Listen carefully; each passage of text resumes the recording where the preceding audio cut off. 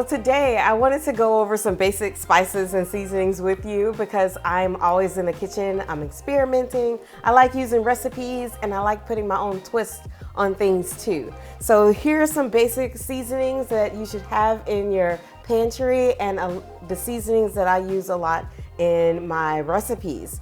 Of course, you're gonna start with salt and pepper. I don't know what recipe doesn't use salt and pepper, so make sure you have that available. And for myself, you gotta have garlic and onions. I like to use, if I'm gonna use a dried garlic and onion, I like to use garlic powder and onion powder instead of garlic salt and onion salt. So that way I can take control of how much salt I'm putting into my foods.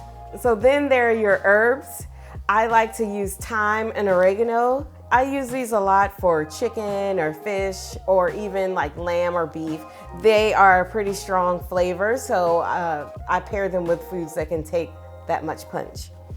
And I like the smoky flavors, so I will use cumin and smoked paprika a lot into those dishes. And especially if I'm using like a Mexican dish or something from East Asia, these are some of my favorite go-tos. I like spice, so I'm always adding a little like cayenne or red pepper flakes into my dishes as well. What I don't use as often are my cinnamon, white pepper, and my coriander, but they give a little bit of a distinct flavor, and sometimes you can use cinnamon in your savory dishes too. It's a little surprise, it's a little different, so sometimes that's the easiest way to put your own twist on things.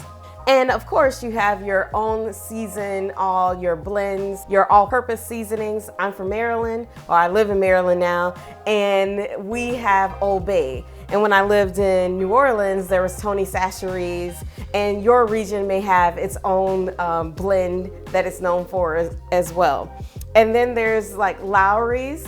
There's another all-purpose that's more popular all over the country. And of course, your salt-free seasonings and blends like your garlic and herb, onion and herb, or a lemon pepper. Again, if they have them available, use the low sodium blends because you want to be able to control how much salt you put in your foods. And if you switch over to the low sodium blend, you probably won't even notice that it's less salty. So that's my basic seasonings that I have on hand all the time. Sometimes I've been cooking a lot more international flavors, so I have a lot more spices in my rack, but these are what I have all the time. And I just wanted to share those with you, so hopefully you'll see something that you can try. For more tips and recipes and entertaining ideas, check out my website, biteswithapplewhite.com.